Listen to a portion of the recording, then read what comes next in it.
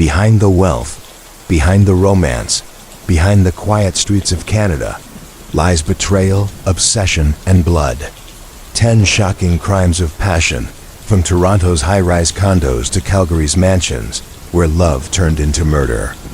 This is the dark side of infidelity, and it's more terrifying than fiction. If you find this chilling, don't forget to like the video, subscribe to the channel, leave a comment with your thoughts, and follow us for more true crime stories.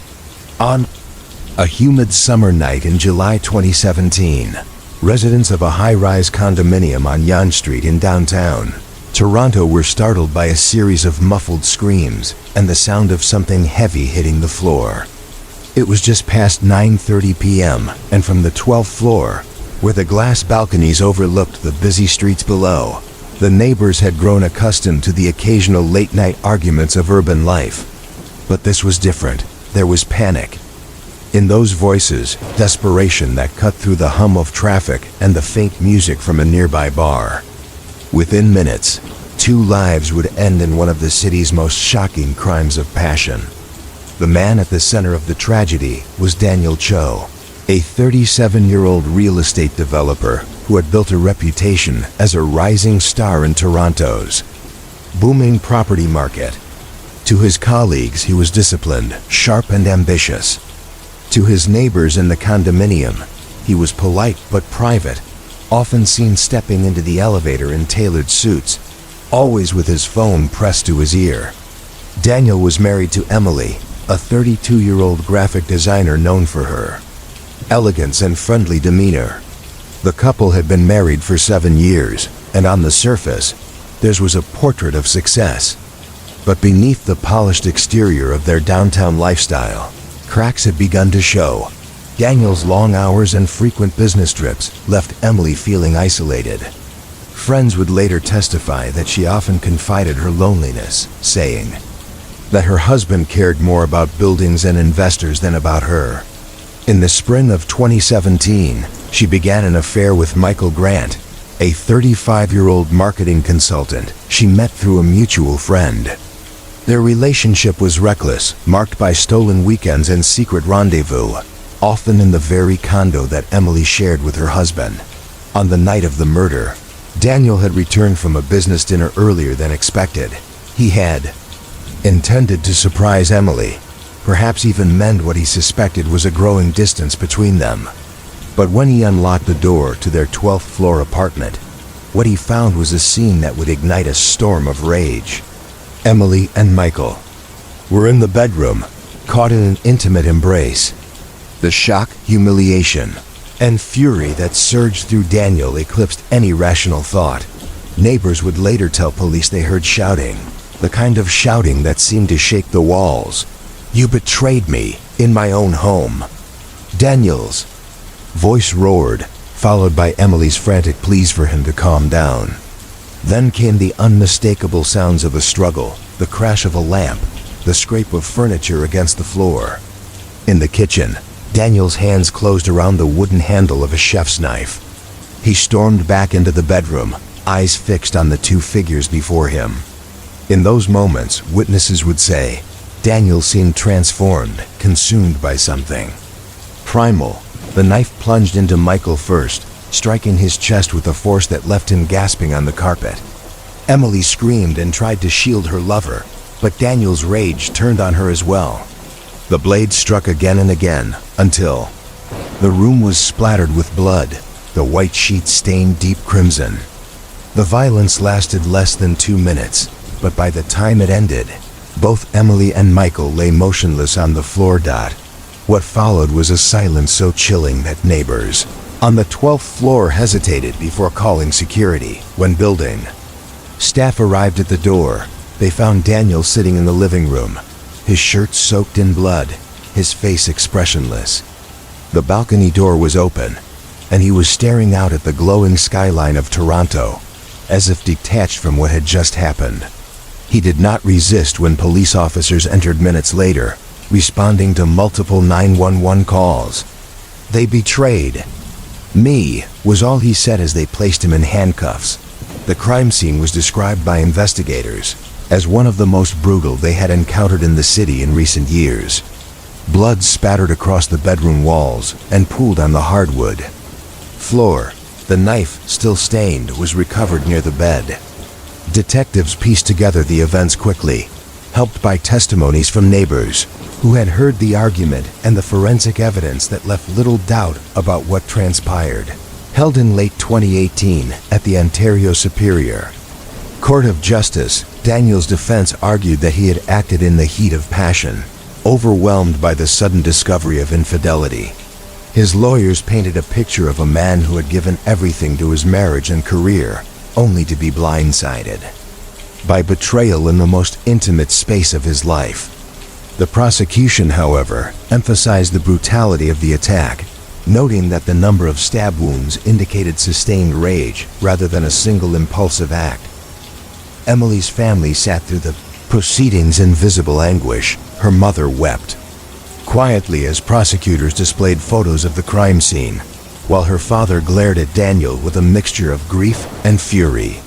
Michael's family, who had flown in from Calgary, described their son as a kind man who had simply fallen into a dangerous relationship. For them, the tragedy was not just about infidelity, but about lives extinguished in a burst of uncontrollable violence.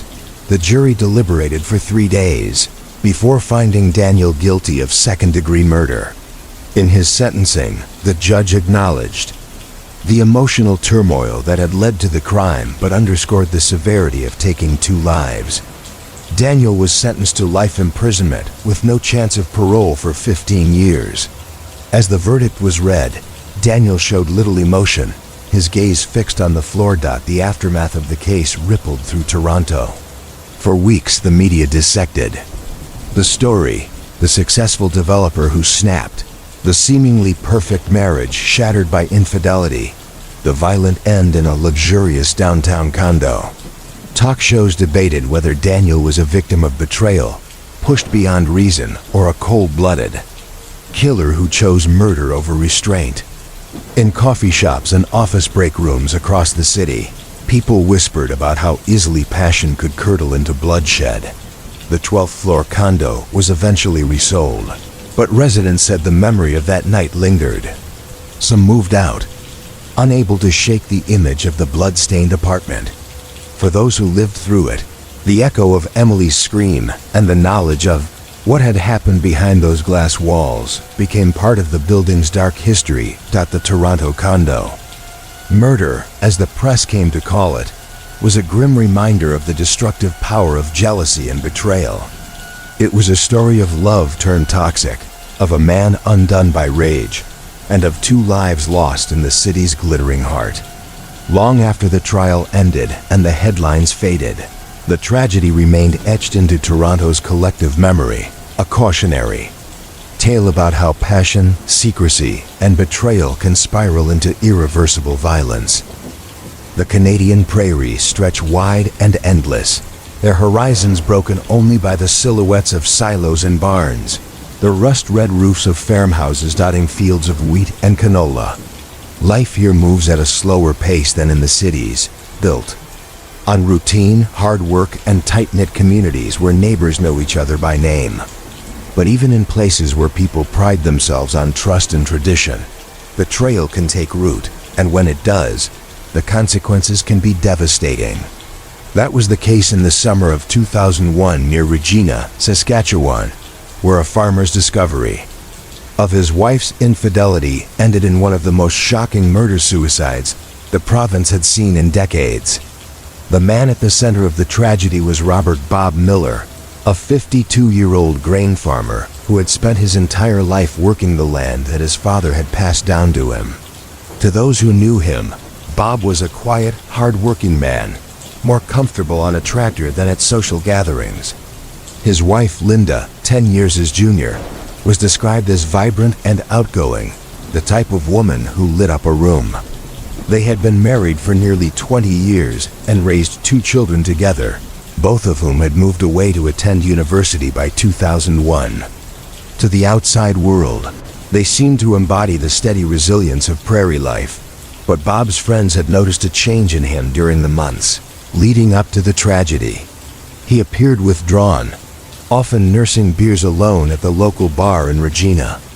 Some said he had grown suspicious of Linda, who had recently started working part-time at a diner in town. She often stayed out late, claiming her shifts ran long or that she was visiting friends. In truth, Linda had begun an affair with their neighbor, a 48-year-old rancher named David Harper, who lived less than a mile away. David was divorced and known as a charmer, with an easy smile and a reputation for pursuing women despite his failures in business. The affair was not subtle. On warm nights when the prairie air carried sound across the fields, some neighbors claimed they could hear Linda's laughter drifting from David's porch. Trucks seen parked in each other's driveways at odd hours fueled rumors that soon reached Bob's ears. Though he never confronted Linda directly at first, the suspicion ate away at him. He began rising in the middle of the night, staring out the window of their farmhouse, watching the lights flicker in the distance at David's property. Friends would later say that Bob seemed consumed by paranoia, but in the end, his fears were justified. On the night of July 14, 2001, a thunderstorm rolled across the prairie. The sky flashed with lightning, and rain lashed the fields. Bob had been drinking steadily that evening, but around 10 p.m., he left the farmhouse and made his way across the muddy backroads toward David's property, a shotgun resting in the cab of his pickup truck. He parked far enough away to approach on foot, his boots sinking into the wet earth as he moved toward the barn. Inside, he heard voices Linda's and David's laughing softly, a cruel confirmation of everything he had feared. What happened next was pieced together from forensic evidence and the statements of neighbors who heard the gunfire. Bob pushed open the barn door and found them together. Linda gasped in shock. David rose quickly, but before either could speak, Bob raised the shotgun. The first blast struck David in the chest, hurling him backward onto the hay-strewn floor. Linda screamed, begging Bob to stop, but he fired again, this time into her. The echo of the gunshots rolled across the prairie, startling livestock and waking neighbors who later told police they knew instantly something terrible had happened. When the gunfire ended, Bob stood over the bodies of his wife and neighbor, the shotgun trembling in his hands. Rain hammered against the barn roof as the reality of what he had done sank in. In that moment, he made his final choice. Turning the barrel toward himself, he pulled the trigger. His body collapsed beside the others, 3 lives extinguished in less than 5 minutes. The following morning, after the storm had passed, another farmer driving by noticed Bob's truck parked by the barn and found the grisly scene inside. The sheriff's department was called, and within hours the quiet farming community was swarming with police cars and crime scene investigators. News of the triple death spread quickly, reaching Regina and then the national press. The image of the red barn, its doors marked with yellow police tape against the endless prairie, became an indelible symbol of betrayal turned deadly. Investigators determined that the killings were not premeditated in a calculated sense, but rather the eruption of long-simmering jealousy and rage. Forensic tests confirmed that Bob had been drinking heavily, and his family admitted that he had been growing increasingly suspicious in the weeks before the tragedy. The shotgun, a common hunting weapon, had always been kept in the farmhouse.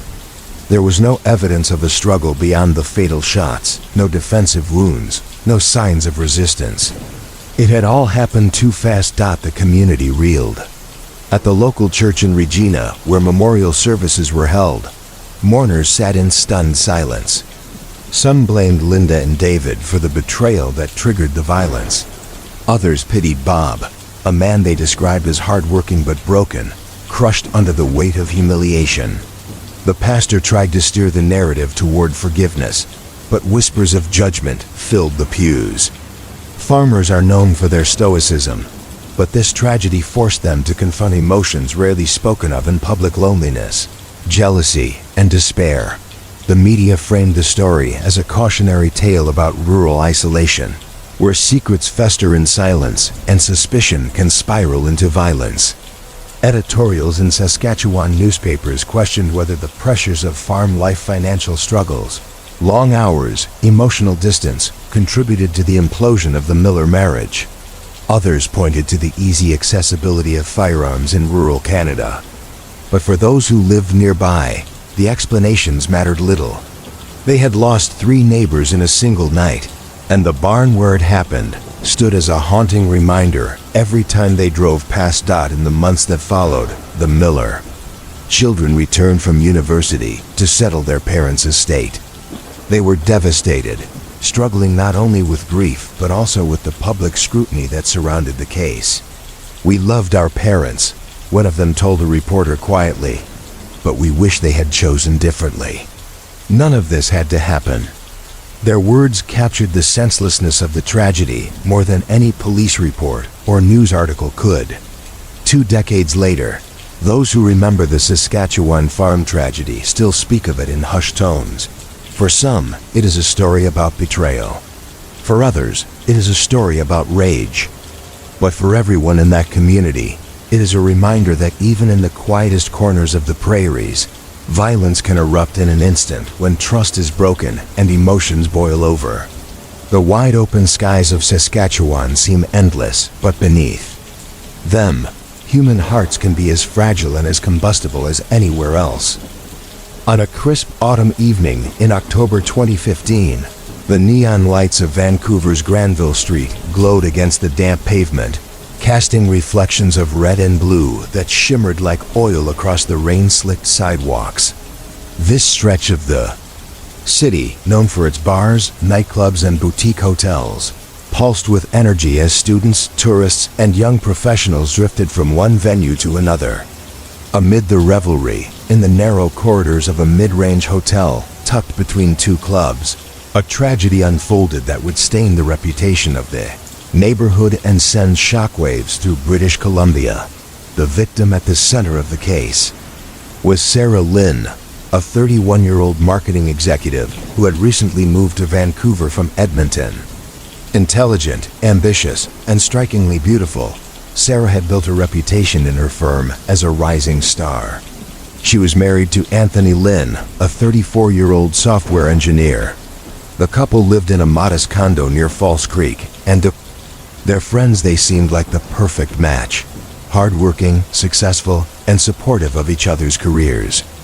But beneath the surface, their marriage had begun to crack under the pressure of long work hours, frequent travel, and growing emotional distance. Sarah found comfort in another man, Daniel Wong, a 36-year-old financial consultant she had met during a client event earlier that year. Their affair, initially subtle, soon became reckless. They exchanged late-night texts, met for lunches that stretched into the afternoon, and eventually began booking hotel rooms along Granville Street to escape the scrutiny of friends and colleagues.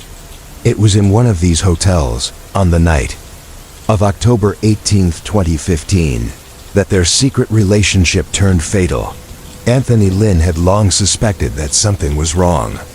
Sarah's late nights, vague explanations, and sudden disinterest in their marriage had gnawed at him.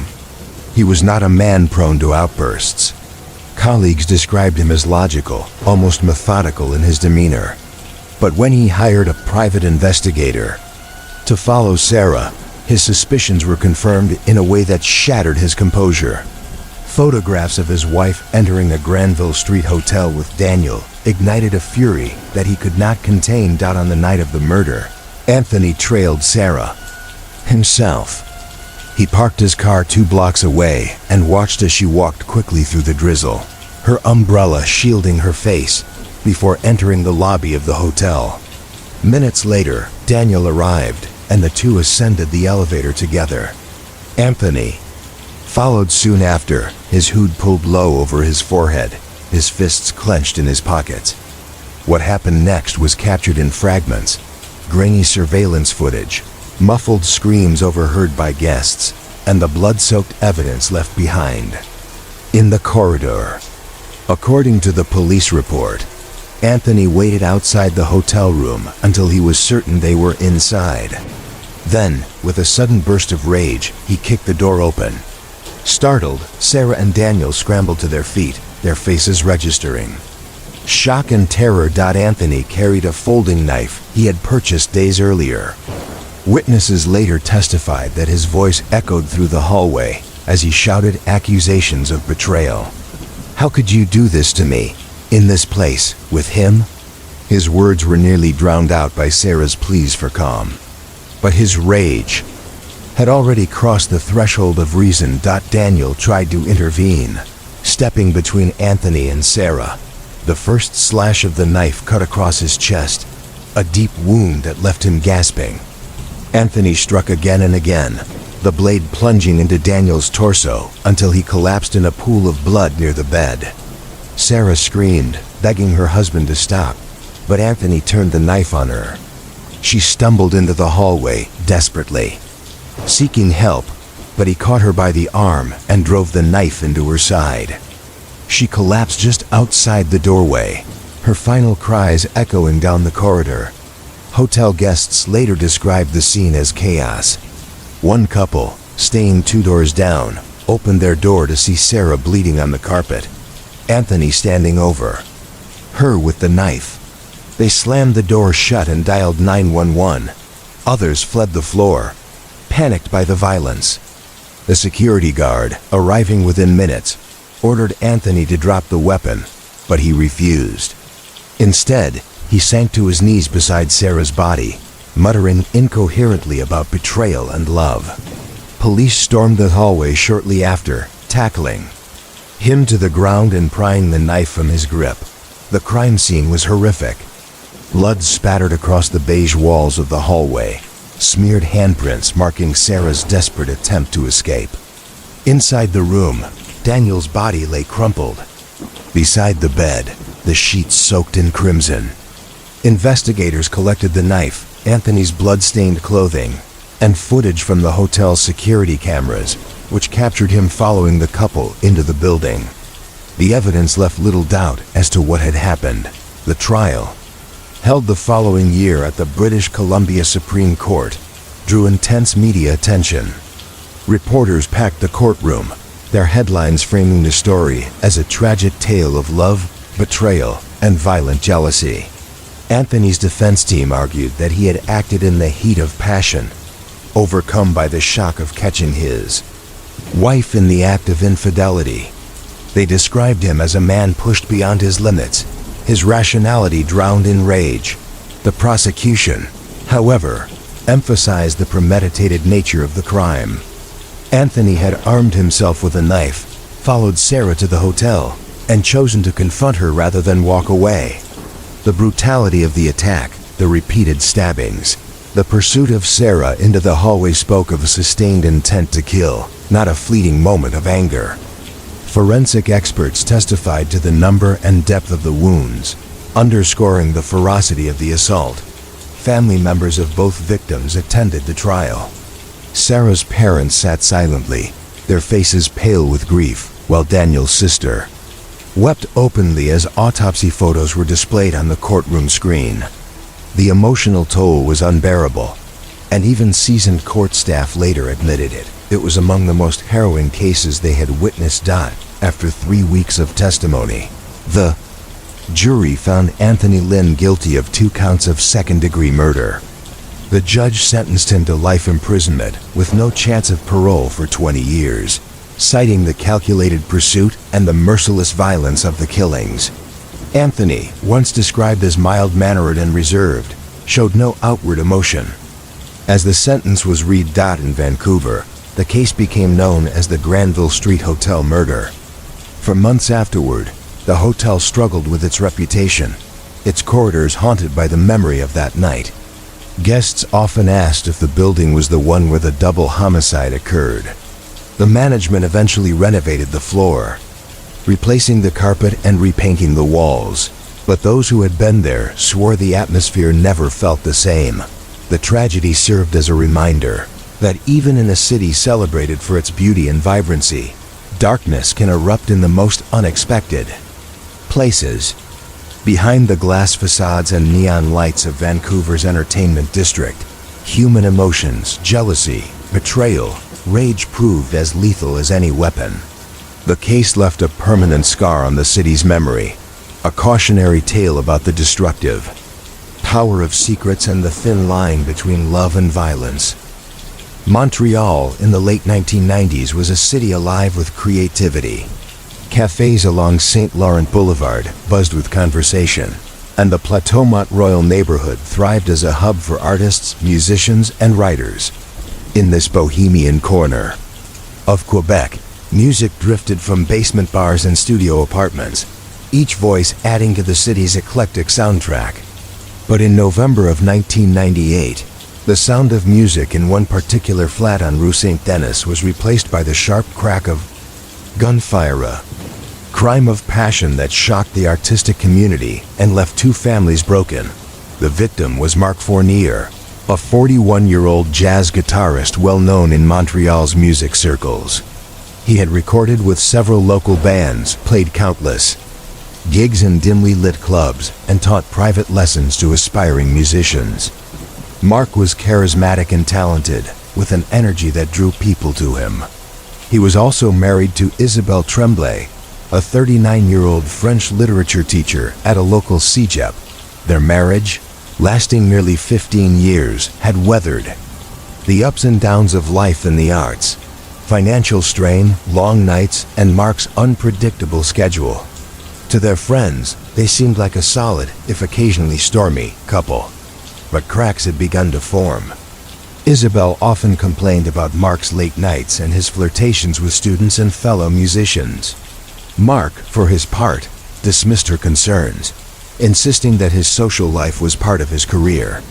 By 1998, the distance between them had grown, and Isabelle's patience had worn thin. Into this fragile space stepped Sophie Martin, a 22-year-old university student studying music theory. Sophie began taking guitar lessons from Marc in early 1998. Young, ambitious, and eager to learn, she admired Marc not just as a teacher, but as a musician living the life she aspired to. Their lessons soon turned into long conversations, then dinners, and eventually a full-fledged affair. For Marc, Sophie represented youth and passion. For Sophie, Marc was a mentor turned lover, someone who seemed to offer both guidance and excitement. Isabelle discovered the affair in October. A series of phone calls late at night, Sophie's handwriting on scraps of sheet music, and eventually, a direct confrontation with Marc confirmed her worst fears. Friends later recalled that Isabelle was devastated, describing herself as humiliated. "In my own home." But beneath the sadness grew a simmering rage. She began telling colleagues that she felt like a fool, that she could not tolerate being cast aside for a girl barely older than our students. On the evening of November 12, 1998, that rage reached its breaking point. Marc had invited Sophie to his small studio in their Plateau apartment to work on a new composition. The couple's teenage daughter was staying with a friend, leaving the apartment otherwise empty. Marc set up his guitar, adjusting the knobs on his amplifier, while Sophie sat nearby with her notebook. They were mid-session, the sound of chords filling the air, when Isabelle arrived home unexpectedly. What followed unfolded in minutes, but left a permanent mark on Montreal's cultural memory. Isabelle entered the apartment quietly at first, dropping her keys on the counter. Then she heard the sound of laughter and music drifting from the studio. Pushing open the door, she found her husband sitting close to Sophie, his hand resting lightly on the young woman's shoulder as they leaned over sheet music. The sight confirmed everything Isabelle had imagined and dreaded. Neighbors later reported hearing shouting, Isabelle's voice raised in furious French. "You've ruined our family. You're destroying everything." Marc stood quickly, trying to calm her, but Isabelle's anger surged beyond words. She went to the bedroom, where Marc kept an old revolver he sometimes used as a prop for music videos. Few had known it was loaded. She returned with the weapon in her trembling hands. Argument escalated. Sophie begged her to stop. Marc tried to step between them, but Isabelle's finger tightened on the trigger. The first shot struck Mark in the chest, the sound reverberating through the apartment and into the hallway. He collapsed backward, his guitar crashing to the floor with a discordant wail that seemed to mock the violence. Isabel fired again, hitting him in the shoulder as Sophie screamed. Panic gripped the building. Tenants called 911, reporting gunfire and shouting. Some rushed into the hallway, only to retreat when they saw Sophie fleeing the studio, blood on her clothes, tears streaming down her face. Mark lay slumped against the wall, gasping, his life slipping away. By the time paramedics arrived, he was dead. Isabel did not run. When police entered the apartment minutes later, they found her sitting on the couch, the revolver resting on the coffee table. She appeared calm, even detached, as if the storm of rage had passed and left only exhaustion. "He betrayed me," she said simply in French, her voice flat. She surrendered without resistance. The trial the following year was one of the most widely covered cases in Quebec. The courtroom was filled with reporters, musicians, and students who had known Mark. The prosecution argued that Isabel had committed premeditated murder, pointing to her decision to retrieve the gun and fire multiple times. The defense countered that she had acted in the heat of passion, overwhelmed by humiliation and betrayal. Psychologists testified about her emotional state, describing years of suppressed anger and loneliness. Sophie Martin testified reluctantly, recounting the moment Isabel entered the studio and the terror that followed.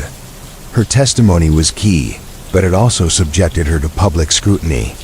The press painted her as both a victim and an interloper, the other woman whose relationship with Mark set the tragedy in motion.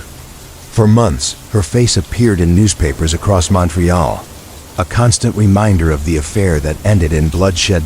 In September 1999, the jury returned a verdict of manslaughter rather than murder. They accepted the argument that Isabel had acted in a sudden explosion of rage rather than with calculated intent. She was sentenced to 12 years in prison, a punishment that sparked debate across Quebec. Some felt it was too lenient, given the life lost. Others saw it as a recognition of the unbearable pain that betrayal can cause. The Plateau community mourned Mark deeply.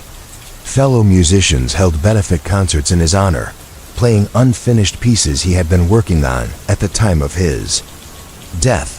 But his legacy was forever entangled with the scandal of his affair and the violent end it provoked.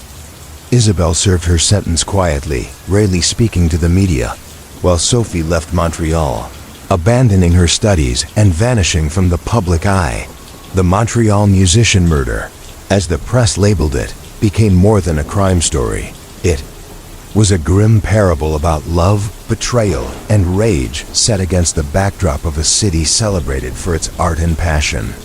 Even today, older residents of the Plateau recall the case with a mix of sadness and unease, remembering not just the talent of a man whose guitar once filled their bars with music, but also the devastating silence that followed the sound of gunfire one cold November night. The Pont de Quebec is more than just steel and rivets stretching across the St. Lawrence River. For residents of Quebec City, it is an icon of engineering and endurance, a symbol of perseverance after two catastrophic collapses in the early 20th century. But on a summer evening in 2008, the bridge became the stage for a domestic tragedy that shocked Canada. Beneath its towering arches, betrayal, rage, and despair converged in one of the most haunting murder cases in the province's modern history. The couple at the center of the tragedy were David Beaulieu and his wife, Claire Dubois. David, 43, was an engineer who had built a respectable career with a construction firm in Quebec City. Friends described him as intelligent, quiet, and disciplined, the sort of man who found comfort in routine. Claire, 39, worked as a mid-level manager at a financial services company downtown. Where David was methodical and restrained, Claire was outgoing, witty, and social. Their marriage, which had begun in their 20s, seemed steady from the outside, but in private it had been eroding for years. By 2007, Claire had grown restless. She complained to friends about David's long hours, his emotional distance, and his lack of spontaneity. "It feels like I'm married to my roommate," she confided to a colleague. That colleague was Martin Lavoie, a 41-year-old co-worker who had been divorced for 2 years. Their friendship turned into after-work drinks, then dinners, and soon a clandestine affair. To Martin, Claire was a spark of excitement after years of loneliness. To Claire, he was the escape she craved. David suspected something was wrong by early 2008. Claire was staying late at work more often, dressing differently, and guarding her phone. He confronted her once in March, but she brushed off his concerns with practiced deflection. Still, he couldn't shake his unease. A colleague later recalled that David had begun to look haggard, as though sleep had abandoned him. He knew something, even if she never admitted it. The colleague said, "On the evening of July 15, 2008, the suspicions became unbearable. David had picked Claire up from work, and the couple decided to drive to Levis for dinner. The route took them across the iconic Quebec Bridge, its vast steel beams glowing orange in the setting sun. At first, the drive was quiet, but then, in the middle of the span, David confronted her again." Witnesses later recalled hearing fragments of the argument through rolled-down windows, raised voices in French, the words "two men's, you're lying," echoing against the metal.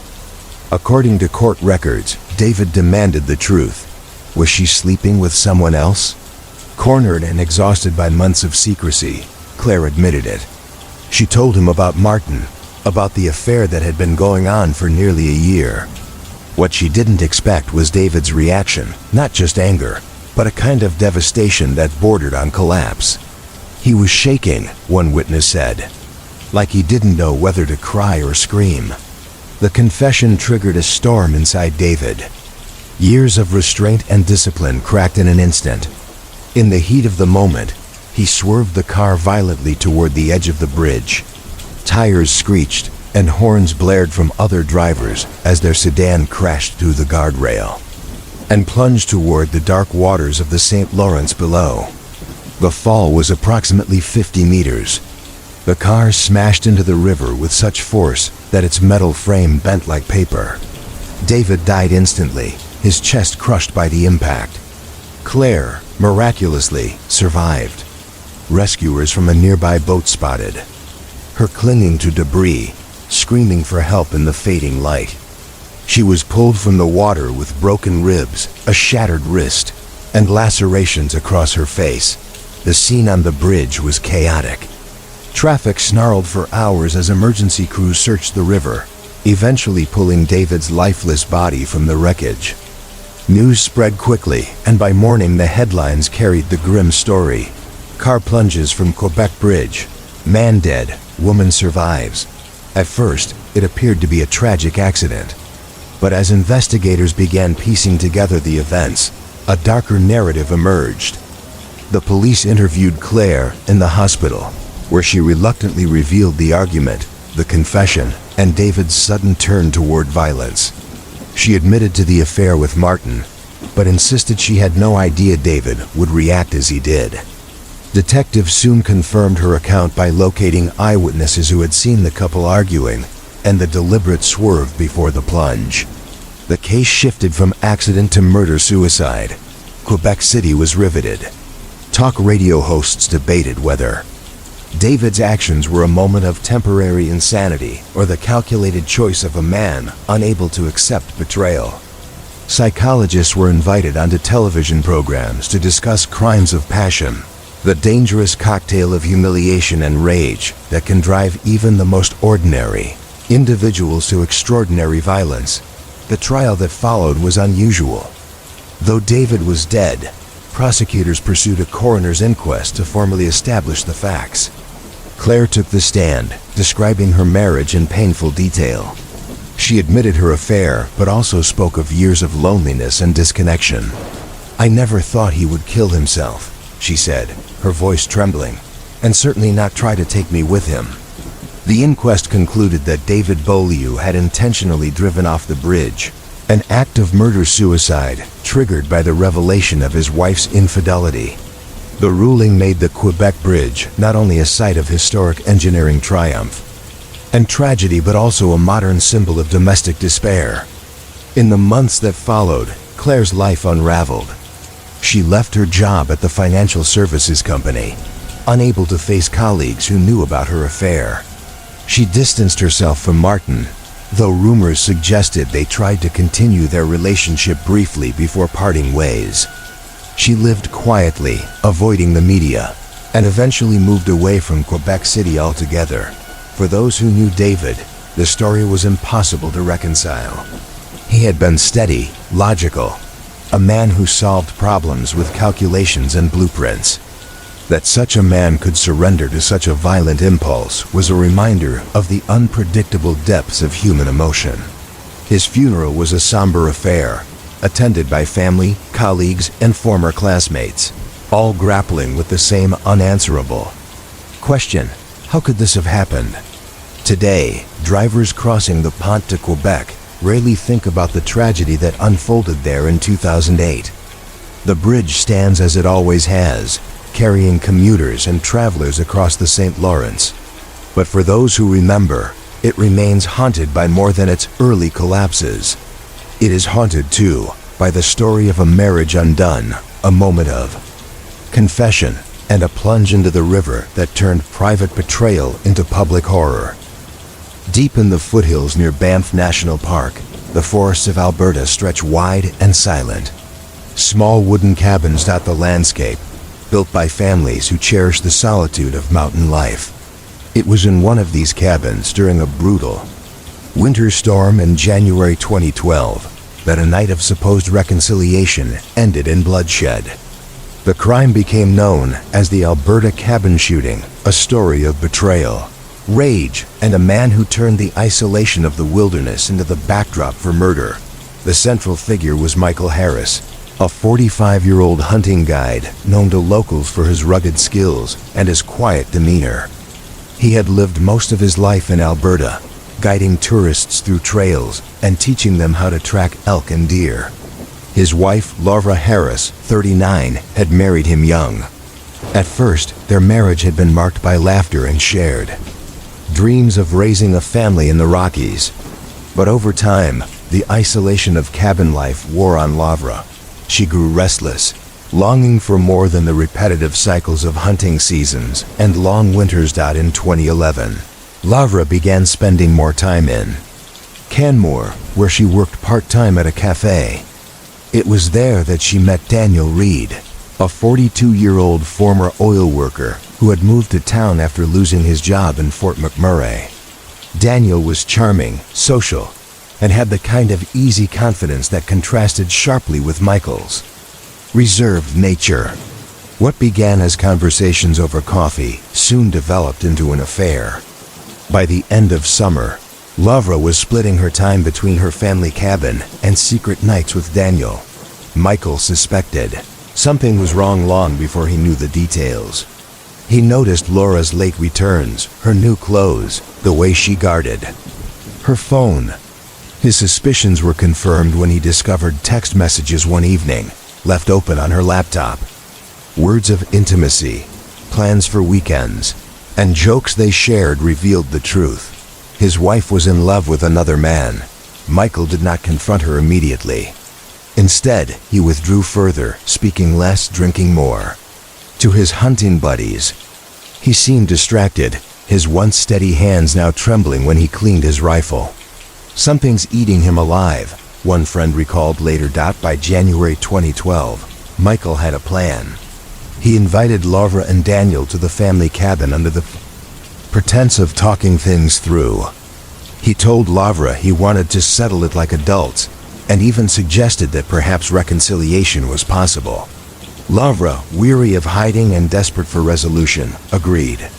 Against Daniel's better judgment, she convinced him to come along, insisting Michael wanted closure, not confrontation. On the night of January 14th, a snowstorm swept across the Rockies. Heavy flakes fell as the three drove to the Harris cabin, tucked away in a clearing surrounded by towering pines. Inside, the wood stove crackled, and Michael had prepared a dinner of venison stew. At first, the evening was tense but civil. The three sat at the small wooden table, bowls steaming before them, and spoke in halting tones about the state of the marriage. Michael listened quietly, nodding as Lavra explained her unhappiness and her feelings for Daniel. He poured whiskey generously, his own glass drained quickly. But beneath his calm surface, rage was building. When Lavra spoke of love for another man, something in him snapped. According to later forensic analysis, the shooting began without warning. Michael rose from the table, walked to the corner of the cabin where his hunting rifles were stored, and returned with a Remington .3006. Lavra reportedly gasped, standing to plead with him, but he leveled the gun at Daniel and fired. The first shot struck Daniel in the chest, knocking him backward onto the wooden floor. Panic erupted. Lavra screamed, rushing toward Daniel, but Michael fired again. The second bullet tore through Daniel's neck, killing him instantly. The cabin filled with smoke, the smell of gunpowder mixing with the stew still simmering on the stove. Laura tried to run. She made it to the door, fumbling with the handle, but Michael shot her in the back. She collapsed in the snow just outside the cabin, blood staining the white drifts. Michael followed, firing a final shot into her head before dragging her body back inside. Neighbors later reported hearing the echo of gunfire that night, but in such remote areas, such sounds were not unusual.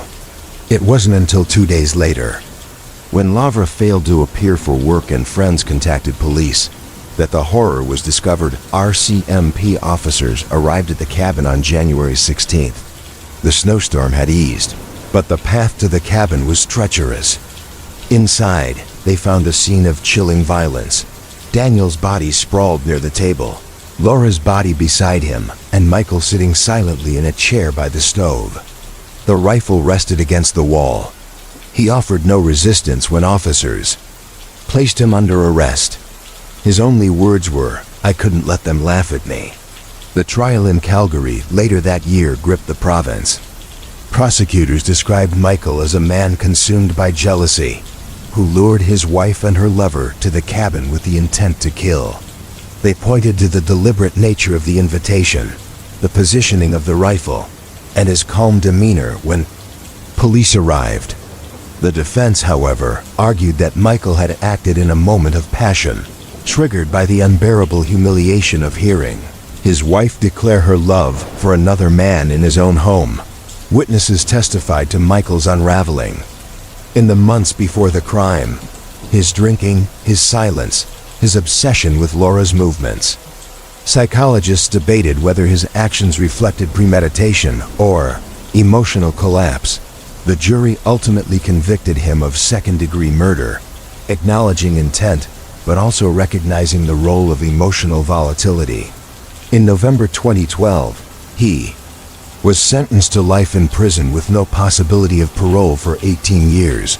For the community around Banff, the case was a stark reminder of how quickly domestic strife could turn deadly. Friends of Lavra described her as a woman who had sought happiness and freedom, only to find death instead. Daniel's family mourned quietly, unwilling to speak much to the press, while Michael's relatives expressed disbelief that the man they knew, the patient hunting guide, the reliable provider, had committed such violence. Today, the cabin still stands, though it remains unoccupied. Locals say few dare to approach it, especially in winter, when the snow lies heavy and the wind howls through the pines. The Alberta cabin shooting remains one of the province's most infamous crimes of passion, a brutal reminder that isolation, betrayal, and rage can be as lethal as any weapon. By Ward Market in Ottawa is usually a place of light and laughter. Tourists and locals wander its cobblestone streets, ducking into pubs, restaurants, and boutiques. The district, nestled near Parliament Hill, thrives on its mix of history and nightlife. But in late October 2019, one birthday celebration inside a market restaurant turned into a nightmare.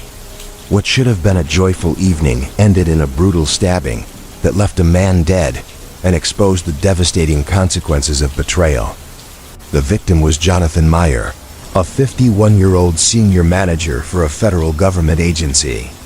Jonathan was respected at work, known for his sharp mind and his ability to diffuse tense situations. Outside the office, however, his personal life was more complicated. He had been married to Catherine Meyer, 47, for more than 2 decades. They shared a suburban home in Canada and raised 2 children together. To neighbors, the Meyers looked like an ordinary, stable Ottawa family. But beneath the surface, Catherine had grown distant. Friends later testified that she often felt neglected, claiming Jonathan prioritized his career and colleagues over their marriage. In early 2019, she began an affair with her husband's direct superior, Mark Wallace, a 55-year-old director within the same department. Their relationship began during late nights at the office and quickly deepened into something more serious. Catherine confided in a close friend that she felt alive again, though she also admitted the relationship carried dangerous risks. Jonathan suspected nothing for months. He worked long hours and trusted Catherine's explanations when she stayed out late, but by autumn, whispers began to reach him. A colleague hinted at unusual closeness between Mark and Catherine. A second anonymous message arrived in Jonathan's email, warning him that his wife was unfaithful. Jonathan confronted Catherine, who denied everything. Still, suspicion gnawed at him. On October 26, 2019, Jonathan attended a birthday party organized by co-workers at a trendy restaurant in Byward Market. The event was meant to celebrate Mark Wallace's 56th birthday. Catherine joined her husband that evening, dressed elegantly, greeting Mark with a warmth that did not go unnoticed. Several colleagues later said they saw the two exchanging private glances and whispered conversations, which only fueled Jonathan's unease. The dinner began with toasts and laughter. Plates of food circulated, glasses of wine clinked. Music drifted through the restaurant, blending with the chatter of other diners, but beneath the surface of celebration, tension simmered. Jonathan, seated just a few feet from his wife and his boss, felt increasingly cornered. According to witnesses, he barely touched his food, his eyes fixed on Catherine and Mark. As the evening wore on, the group moved to a private dining room for cake and speeches. That's when Jonathan snapped. Witnesses described him rising suddenly, his chair scraping against the floor. He pulled a folding knife from his jacket pocket, a weapon investigators later determined he had been carrying for weeks. Perhaps out of paranoia, perhaps out of premeditation. Shouting in both English and French, Jonathan accused his wife and Mark of humiliating him. "You think I don't know? You've been making a fool of me," he yelled, according to multiple accounts. Some guests tried to calm him down, but Jonathan lunged across the room at Mark. In a flurry of movement, he stabbed his superior repeatedly, first in the chest, then in the abdomen. Panic erupted. Guests screamed, some fleeing the room while others tried to intervene. Catherine rushed forward, begging him to stop, but Jonathan shoved her aside. Mark collapsed to the ground, bleeding heavily. A few co-workers tried to restrain Jonathan, but he swung the knife wildly, cutting one man across the arm before breaking free. When police arrived minutes later, summoned by frantic 911 calls from the restaurant staff, they found chaos. Guests were sobbing in the hallway, blood smeared across the floor of the private room. Mark Wallace lay motionless, paramedics desperately trying to save him. Jonathan, his shirt stained with blood, stood in shock near the bar, still holding the knife. Officers ordered him to drop it, and he complied without resistance. He was arrested on the spot. Mark was pronounced dead shortly after midnight at the Ottawa hospital. The news traveled quickly through government offices the next morning. A senior director killed by his subordinate at his own birthday party was a story that spread from Parliament Hill to national headlines within hours. The affair between Catherine and Mark, which had been whispered about, but never confirmed, became public knowledge almost immediately. At Jonathan's trial in 2020, prosecutors argued that he had acted with clear intent. They presented evidence of internet searches on his computer queries about infidelity, betrayal, and legal penalties for assault. They also showed that he had purchased the folding knife weeks before the incident, suggesting he had been preparing for a confrontation. Defense countered with a narrative of emotional collapse. They painted Jonathan as a man who had devoted his life to his career and his family, only to be shattered by the revelation of betrayal. Psychologists testified that he had shown signs of paranoia, sleeplessness, and depression in the weeks leading up to the stabbing.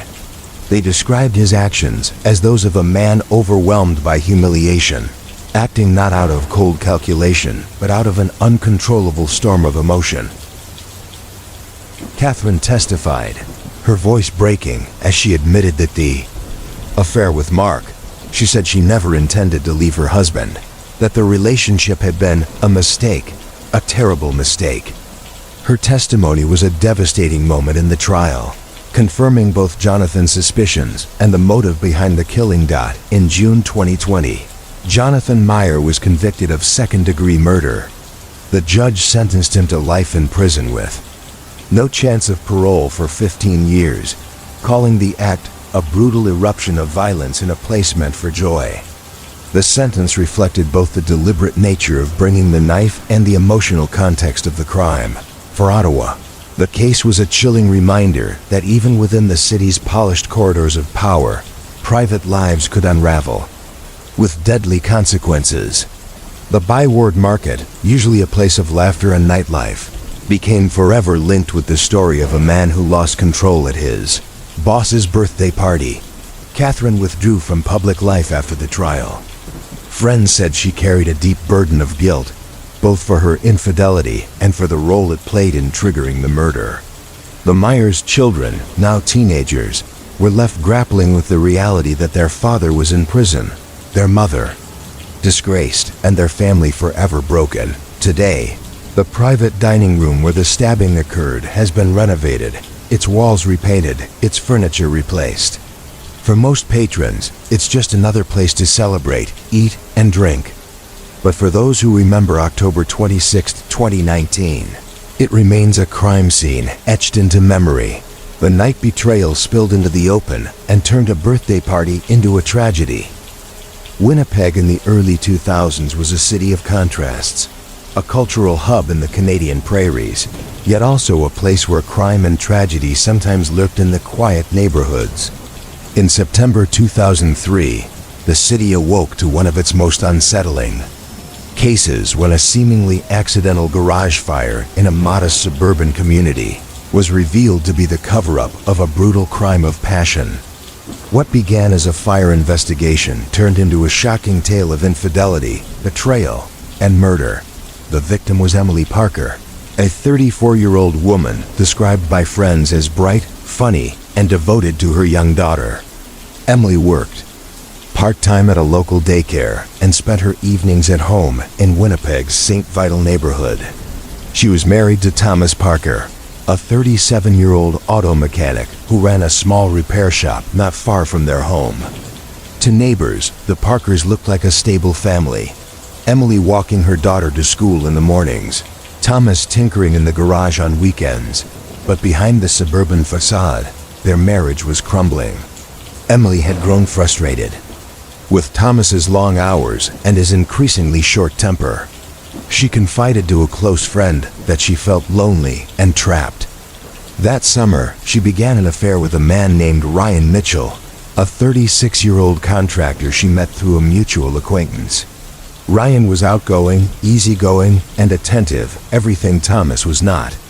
Their affair was passionate but risky, carried out in stolen afternoons at motels or during weekends, when Thomas was working late at the shop.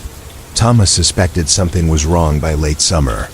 He noticed Emily texting at odd hours, leaving the room to take calls, and dressing more carefully when she claimed to be meeting friends. The suspicions gnawed at him, but he had no proof. That changed in August, when he followed her one afternoon and saw her meet Ryan in a parking lot. The image of his wife kissing another man burned into his mind. From that moment, friends and family noticed a change in Thomas. He became quieter, withdrawn, and increasingly irritable. At his shop, co-workers saw him lose focus, snapping at customers and making mistakes he never would have made before. He spent more time drinking at night, often staring off into space. He looked like a man with a storm inside. One friend later said, "On the night of September 18, 2003, the storm broke." Emily had spent the evening out, telling Thomas she was having dinner with a friend. When she returned home late, Thomas confronted her. Neighbors later reported hearing raised voices, shouting that went on for nearly half an hour. At some point, Emily admitted the affair. What happened next would haunt Winnipeg for years. According to investigators, Thomas flew into a rage. In the garage where he often worked late, he grabbed a heavy wrench and struck Emily repeatedly. She collapsed onto the concrete floor, her skull fractured. She died within minutes. Their daughter, asleep in the house, heard nothing. In the immediate aftermath, Thomas tried to stage the scene. He poured gasoline over Emily's body and around the garage, then set it alight. Flames quickly engulfed the space, sending thick smoke into the night. At around 1:30 a.m., neighbors spotted the fire and called 911. Firefighters arrived swiftly, containing the blaze before it spread to the house. When they entered the smoldering garage, they made the grim discovery. Emily's charred remains. At first, it seemed like a tragic accident, a woman trapped in a garage fire. But arson investigators quickly noticed irregularities. The burn pattern suggested accelerant use. The fire had started in multiple places simultaneously, inconsistent with an accidental ignition. Within days, the medical examiner confirmed Emily had died before the fire began. The true cause was blunt force trauma to the head. Suspicion turned to Thomas almost immediately. Detectives noted his odd behavior. He appeared detached, showing little grief. When questioned, he insisted Emily had been working late in the garage and must have knocked something over. But investigators pressed harder, and soon the cracks showed. A turning point came when police discovered Emily's private journal in her nightstand. The entries detailed her affair with Ryan, describing her doubts about her marriage and her feelings for another man. The journal painted a vivid picture of a woman torn between duty and desire and provided a clear motive for her husband. October 2, 2003, Thomas Parker was arrested and charged with second-degree murder and arson. The trial that followed in 2004 captivated Winnipeg. The prosecution presented a clear narrative: a jealous husband, driven by rage after discovering his wife's affair, murdered her in cold blood and tried to cover his tracks by burning the evidence.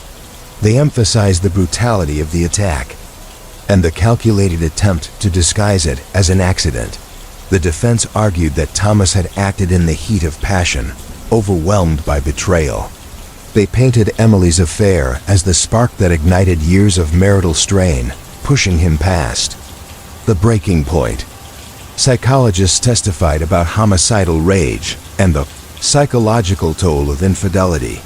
Emily's journal was read aloud in court, its intimate details filling the silent chamber. For many, hearing her words, her longing for freedom, her hope for a future beyond the marriage, was heartbreaking. Ryan Mitchell testified reluctantly, admitting to the affair but breaking down when asked about Emily's death. He described her as kind, funny, and trapped in something she didn't know how to leave. The jury deliberated for 4 days before returning a guilty verdict for second-degree murder. In June 2004, Thomas was sentenced to life in prison, with no chance of parole for 15 years. The judge described the crime as an act of brutal violence committed, not only against a wife, but against the trust and sanctity of family. For the community, the case left deep scars. Friends remembered Emily as a devoted mother who had simply sought happiness and made a tragic choice. Ryan disappeared from public life after the trial, moving away from Winnipeg and declining all interviews. The Parker daughter was placed in the care of relatives, spared the details until she was old enough to understand. The garage where the murder took place was torn down months later. Neighbors said they couldn't bear the sight of it. A constant reminder of the night flames lit up the sky and revealed a terrible truth. Even now, longtime residents of St. Vital recall the case in hushed tones, a story that feels more like a nightmare than reality. The Winnipeg garage fire is remembered not as an accident, but as one of the city's most haunting crimes of passion. A moment when betrayal, jealousy, and rage collided in a suburban garage, leaving behind ashes and grief that could never be swept away. Niagara Falls has always been a place of romance, where couples flock for honeymoons, anniversaries, and weekend escapes. In the summer of 2016, however, the world-famous tourist destination became the backdrop for a crime that shocked Canada and spilled across international headlines. What began as a romantic getaway for a husband and wife ended with betrayal, rage, and a body in a hotel room just blocks from the thundering waterfalls. The couple at the center of the tragedy were Daniel and Sarah Whitman, both in their late 30s and living in Mississauga, Ontario. Daniel worked as a mid-level financial consultant, while Sarah was an administrative assistant at a Toronto law firm.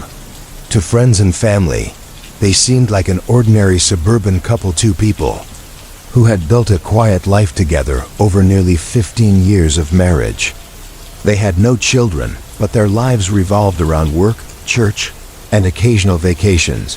What Daniel didn't know until the weeks before the trip was that Sarah had been involved in an affair with one of her co-workers, a lawyer at her firm named Anthony Ruiz. The relationship had started almost a year earlier and was fueled by secrecy and the thrill of stolen moments. Sarah confided to a close friend that she no longer felt loved at home, that Daniel had become distant and uninterested, and that Anthony made her feel alive again.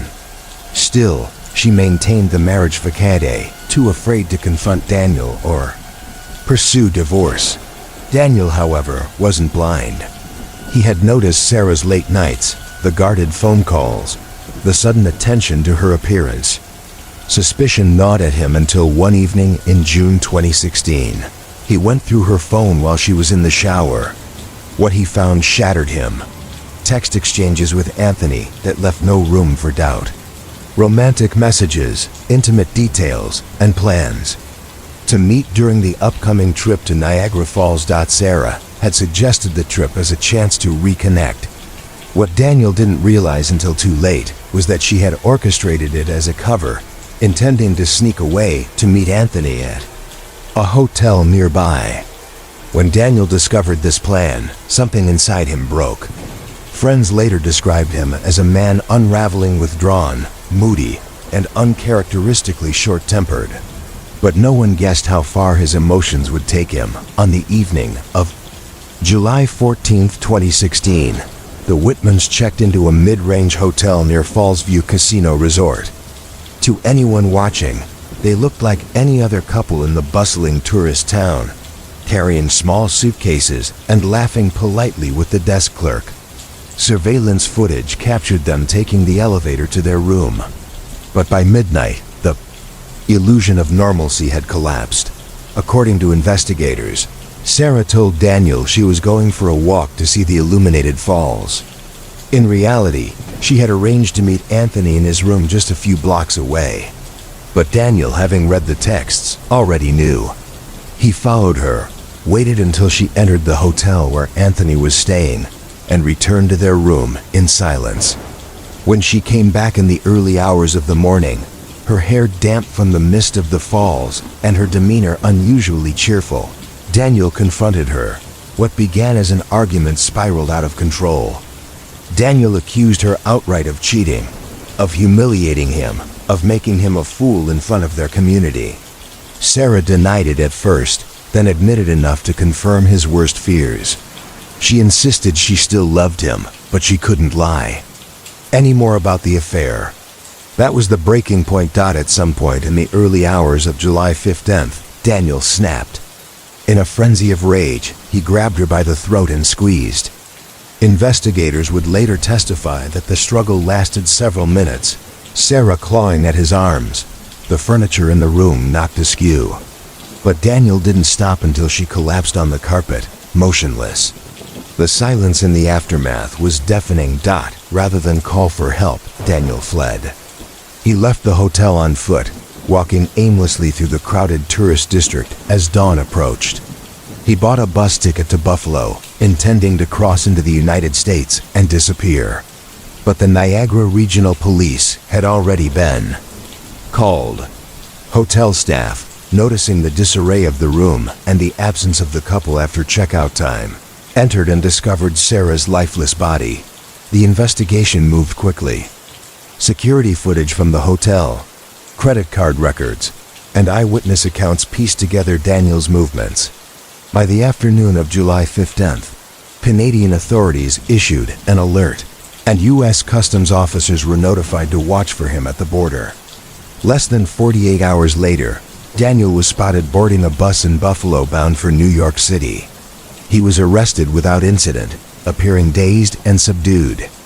Extradited back to Canada, Daniel faced charges of second-degree murder. The trial, held in 2017 at the Ontario Superior Court in St. Catharines, drew widespread media coverage. Prosecutors presented the case as a calculated act of violence, a man enraged by betrayal who chose murder over dignity. They emphasized the brutality of the strangulation, the deliberate flight across the border, and his refusal to take responsibility until captured. The defense argued that Daniel had acted in the heat of passion, overwhelmed by the shock of his wife's confession. They painted him as a man with no history of violence, undone by emotional devastation. Psychologists testified about the effects of infidelity on mental stability, describing crime of passion as a psychological storm that can overwhelm rational thought. Perhaps the most haunting moment of the trial came when Sarah's journal was introduced as evidence. In its pages, she wrote about her longing for freedom, her guilt over the affair, and her confusion about the future. "I want to believe Daniel still loves me," one entry read. "But when I look at him, I see only distance. I feel like I'm living two lives."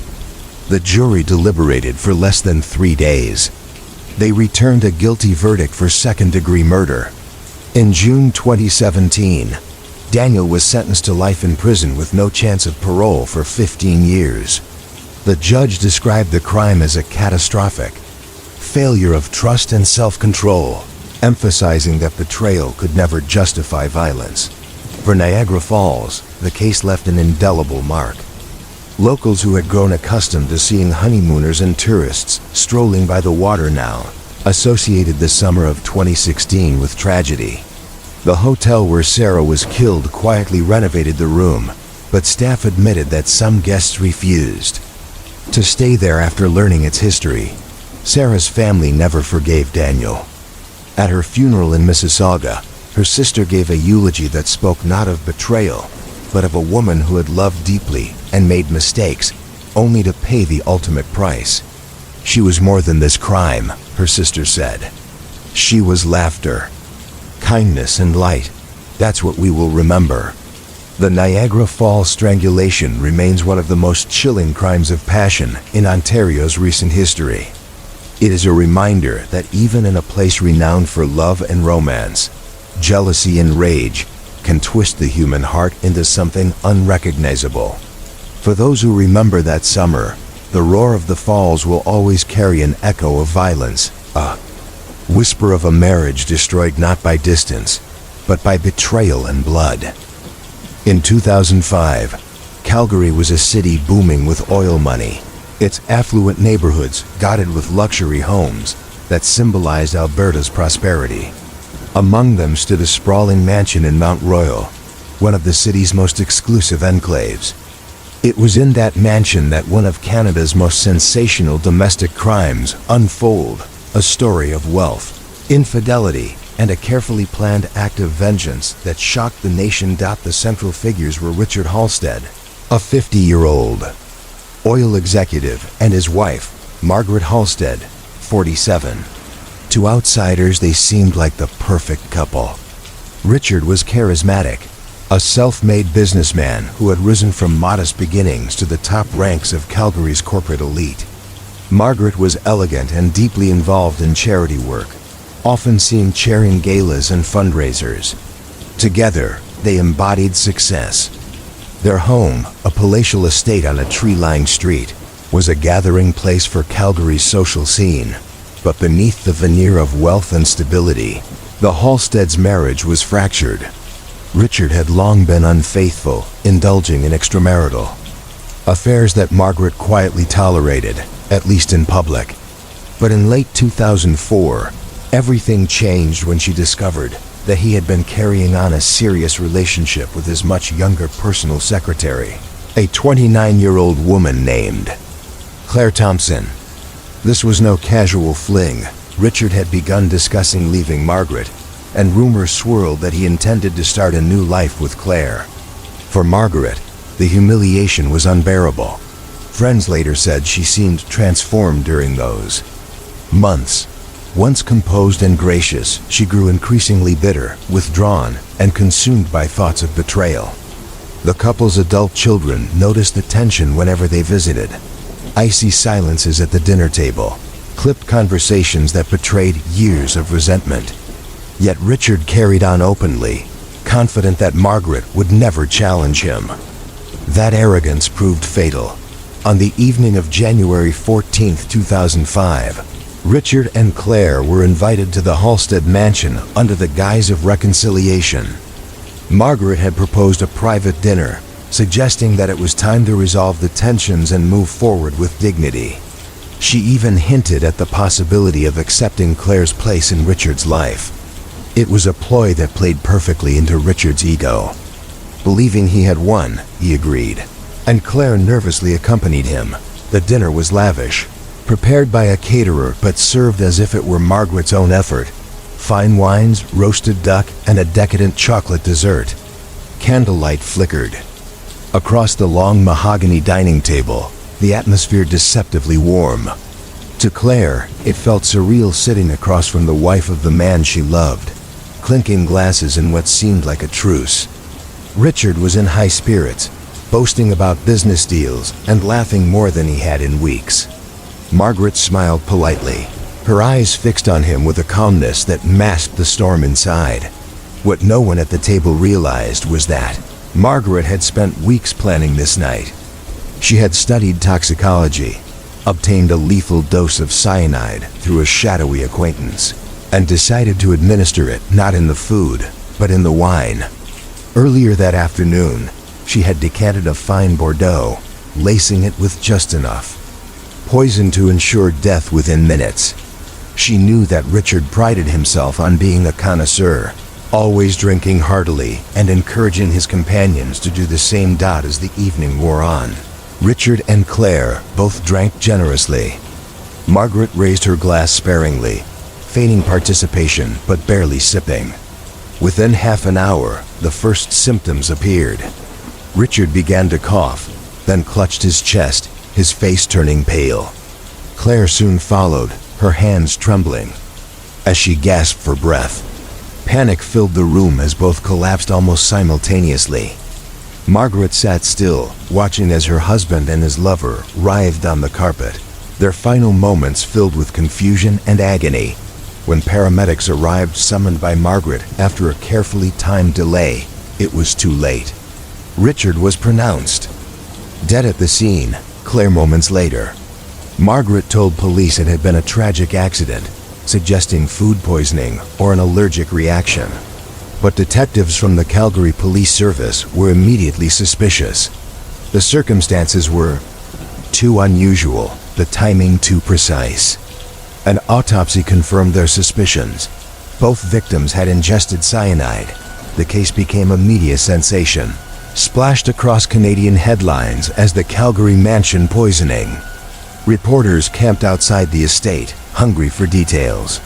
Rumors spread about Richard's affairs, Margaret's motives, and the privileged lifestyle that had ended in death. The story was irresistible. A wealthy socialite allegedly murdering her cheating husband and his lover in one of the city's grandest homes. The investigation focused quickly on Margaret. Detectives discovered searches on her home computer related to poisons, along with receipts for lab equipment and chemical supplies. They also traced her connections to a former university acquaintance, a man with knowledge of chemistry who admitted supplying her with the cyanide, though he claimed he didn't know her intentions. Confronted with mounting evidence, Margaret remained composed, denying involvement and insisting she had been as shocked as anyone. Her trial, which began in 2006, was one of the most closely watched in Alberta's history.